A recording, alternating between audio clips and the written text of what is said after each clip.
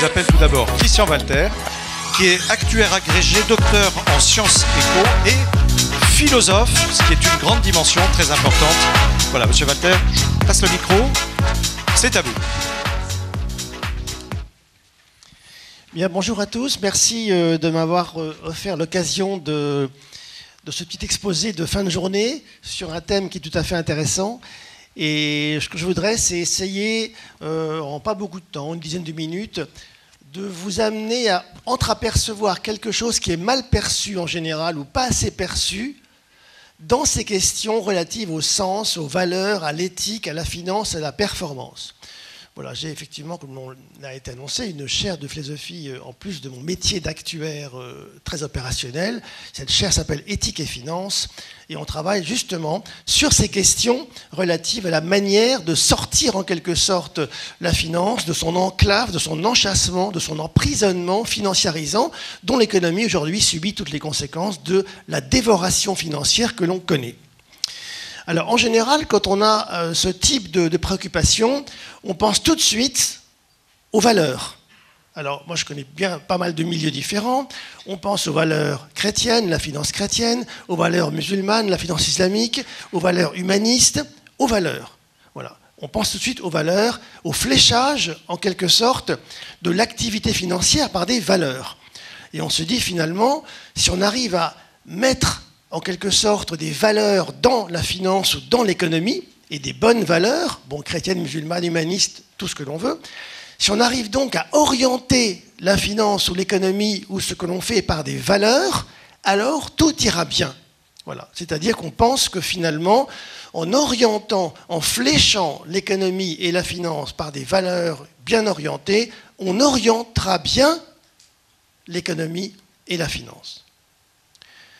Autrement dit, c'est un peu ce qu'on appelait le saupoudrage nietzschéen. On a un système qui est ce qu'il est, et on saupoudre un peu de valeur par-dessus, et on pense que justement, grâce à ce saupoudrage de valeur, on va le rendre humain, on va le rendre vivable, on va le rendre viable, on va l'humaniser. Et donc on aura toute la démarche sur les fonds caritatifs, éthique et partage, finances solidaires, etc., etc., en incluant la RSE et tout ce qu'on a aujourd'hui sur l'écologie, dont on a vu ce matin l'importance. Donc c'est très bien. Effectivement, mieux vaut flécher la finance et l'économie par des valeurs qui sont bonnes que pas la flécher. Mieux vaut penser au bien commun que à la mafia ou aux activités qui sont destructrices. C'est sûr que c'est bien. Mieux vaut imaginer qu'on peut faire le bien autour de soi que de chercher à faire le mal. C'est sûr que c'est bien. Et personne, évidemment, ne peut contredire ce type de fléchage. Or, ce que l'on voit, et c'est le point important sur lequel j'aimerais attirer votre attention, c'est que dans cette approche de l'éthique, dans cette manière de comprendre l'orientation de l'économie par des valeurs, en fait, il y a un acteur invisible qui manque et qui est très important, qui n'est pas vu, mais qui est là et qui agit de manière invisible mais très puissante, mais on pense qu'il n'agit pas parce qu'en fait, on ne le voit pas. Et on se dit finalement, cet acteur, il n'agit pas. C'est juste là pour servir tout le monde. C'est l'outillage, les outils, la technique. L'outillage technique et l'outillage mental qui amènent les gens à prendre des décisions orientées par les valeurs dans le bon sens. Et on se dit finalement, un outil, c'est un outil. On pense tous au marteau. Le marteau, si on plante un clou, c'est bien, c'est fait pour ça. Mais si on tape sur son voisin, ça, c'est pas bien. Là, vraiment, c'est pas bien. Donc on se dit, finalement, l'outil, c'est le fidèle serviteur des valeurs que l'on a. Si on pense au bien, on ne va pas taper sur l'autre avec un marteau et on plantera un clou. Donc au fond, l'outil est au service des valeurs. L'outil serait le fidèle serviteur de valeurs que l'on porte. Science en conscience n'est que ruine de l'âme. L'outil est le fidèle serviteur des valeurs que l'on porte. Donc on dit l'outil, pour prendre un terme technique, est éthiquement neutre. L'outil est axiologiquement neutre. Axios en grec, les valeurs. Un outil n'a pas de valeur. Et donc, du coup, l'outil, on ne le considère jamais. Et c'est ce point précis sur lequel j'aimerais attirer votre attention dans ce petit exposé de 10 minutes, c'est que ce raisonnement qui évacue l'influence de l'outillage technique ou mental dans le fléchage par les valeurs de l'économie, ce raisonnement-là, cette approche-là, cette manière de voir les choses, elle est non seulement incomplète, mais elle est dangereuse. Pourquoi ? Parce que si l'on façonne comme il faut un dirigeant ou un DAF honnête, sincère, intègre, pensant au bien commun, pensant à tout ce qu'il faut, la bienveillance, mais on en parlera après, et tout ce qu'on peut imaginer de bien, s'il est conformé dans le bien et qu'il pense que l'outil est neutre, il va agir avec l'outil et donc il va le renforcer.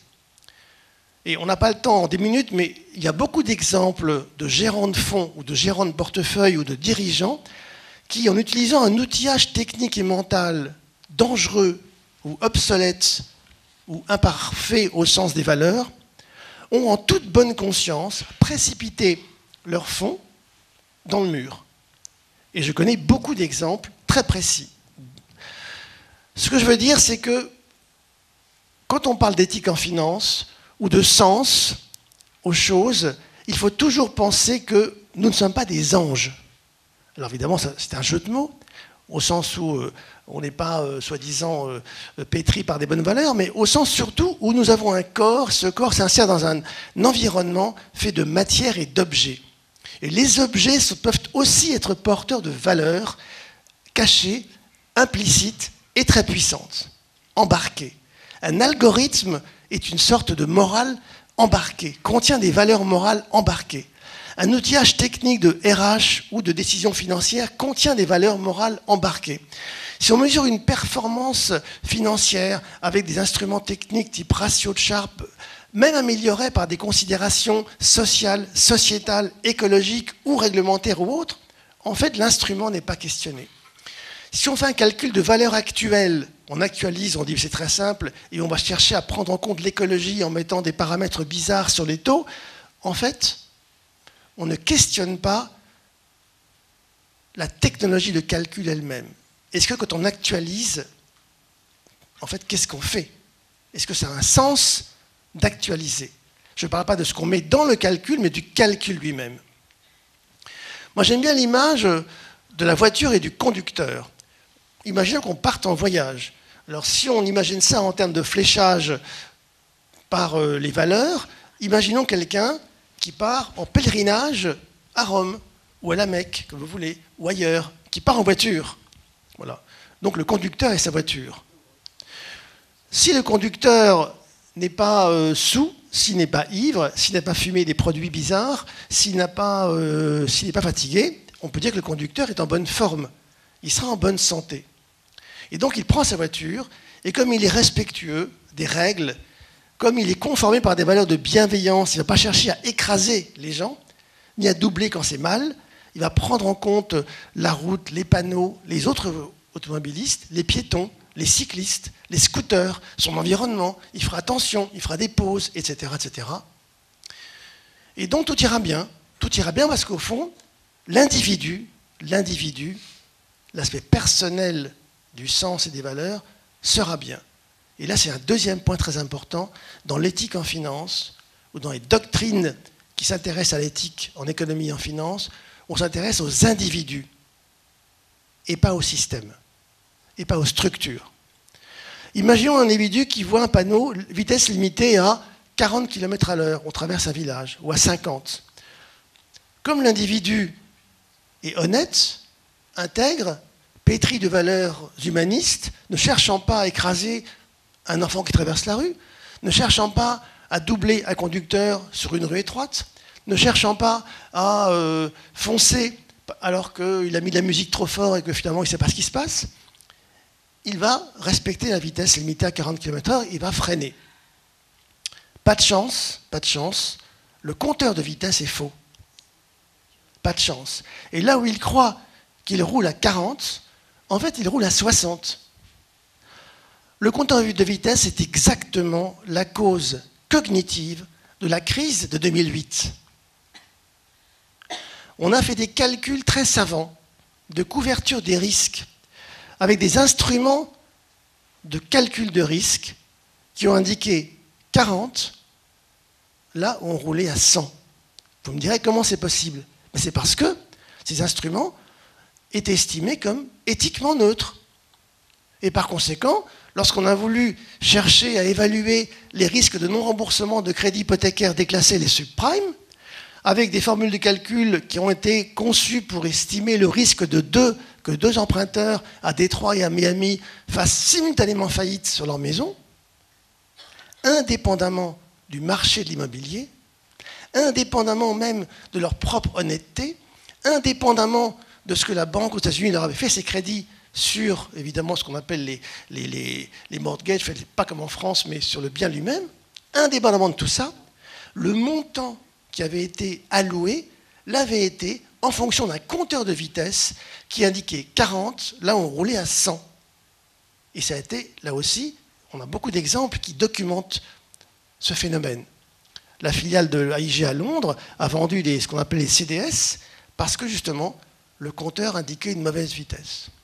Ça veut dire que dans un cas très précis, au fond, cette affaire du compteur de vitesse, elle peut entraîner des gens honnêtes à prendre des décisions dangereuses.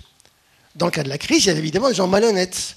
Pensez aux films comme Wall Street, Inside Job, Margin Call, tout ce qu'on connaît. Mais il y a aussi des gens qui finalement ont été trahis par les compteurs de vitesse. Alors vous me direz, les compteurs, ce n'est pas de l'éthique. Mais en fait, si. Parce qu'un compteur de vitesse, c'est un choix d'installation d'instruments. C'est un choix de technique. C'est un choix de technologie. Un tableur Excel, c'est un outillage que l'on choisit. Une décision de grille de rémunération, c'est un outillage. Donc choisir un outillage technique, choisir un outil, dans la mesure où l'outil aura des conséquences individuelles, puis sociales, puis sociétales, un choix technique, c'est un choix éthique. Première conclusion, ce qu'on voit, c'est que quand on fait de l'éthique en économie et en finance, si on oublie la technique, on ne voit pas qu'un choix technique est aussi un choix éthique. Et je ne parle pas des choses triviales, comme le fait de choisir entre le charbon, le nucléaire et les éoliennes, ça tout le monde peut le voir. Je parle de choses non triviales, c'est-à-dire la manière dont une technologie invisible, qu'on a tous les jours sous la main, agit sans qu'on s'en rende compte, parce que finalement, on ne voit pas que cette technologie peut contenir des valeurs embarquées. Donc la voiture, on suppose qu'elle avance et que le compteur n'a pas été trop faux. Deuxième question qui se pose, c'est que lorsque on cherche à aller dans une direction, on espère que les panneaux sont bons et que les routes sont bien faites. Les panneaux qui indiquent la direction, s'ils sont mal placés, on va se tromper de direction. Si on veut aller à Rome et que le panneau qui indique Rome, en fait, indique Lille, ce ne sera pas la bonne manière d'arriver à Rome. Les panneaux, ce sont, en fait, l'ensemble de ce qui oriente les conducteurs, donc les gens, dans un système économique complexe. Ce sont, en fait, les réglementations, les systèmes prudentiels, les normes.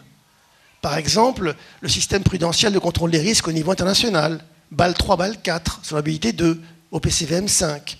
Par exemple, le système de calcul de la valeur au prix de marché, les normes comme IAS 39, IFRS 17. Il y a là un ensemble de normes, une normativité qui oriente aussi les décisions, et donc l'éthique. On dira les normes, ce n'est pas de l'éthique, c'est des normes, comme les outils. La norme peut contenir une morale embarquée. Est-ce qu'une norme, comme la norme IAS 39, qui fait l'hypothèse que le prix de marché arbitré soit le juste prix pour n'importe quoi, ne contient pas quelque part une morale embarquée? Est-ce que le système prudentiel de type BAL 3 ou BAL 4 ou SOLABA 2, dans lequel on calcule des provisions techniques prudentielles avec un système d'évaluation au prix de marché arbitré sur des engagements qui n'ont rien à voir avec le marché, n'est pas aussi quelque chose qui contient une morale embarquée et laquelle? Et donc là, c'est important de comprendre que ce système normatif est aussi porteur d'une éthique. En résumé, ce que j'essaie de vous faire entreapercevoir en très peu de temps, c'est que quand on fait de l'éthique en économie ou en finance, souvent, très souvent, trop souvent, on se limite aux composantes personnelles. On dit il faut que l'entrepreneur pense à ses salariés, il faut que le patron pense à ses équipes, il faut s'intéresser aux autres, il faut que relationnellement ce soit bien. Vous voyez, on met sur l'individu la charge totale de la réforme éthique du système économique et financier. Mais je ne dis pas qu'il ne faut pas le faire. Mieux vaut être bon avec ses semblables que mafieux. Mais si on fait ça, ce n'est pas suffisant, parce qu'il manque deux choses importantes qui caractérisent non plus l'individu, mais le système dans ses structures, les structures du système. Si on était en milieu catholique, je dirais les structures du péché, pour prendre une expression qui est un jargon catholique, mais qui dit quelque chose sur les structures du système. Et les structures du système, BAL 3, BAL 4, Solva 2, IFRS 17, IAS 39, les outillages techniques comme les ratios de Sharpe, les portefeuilles optimaux de Markowitz, etc., la probabilité risque neutre dans les courbes arbitrées, les structures du système sont aussi importantes que le rôle des individus. Et donc, en conclusion, ce que je vous dirais, c'est que... Toute dernière conclusion. C'est que finalement, pour changer un système dans le bon sens, en quelque sorte, il faut que non seulement les individus, effectivement, aillent dans le bon sens, mais aussi que les structures du système soient questionnées par, en fait, la question du sens. Je vous remercie. Merci beaucoup. Merci Christian Walter.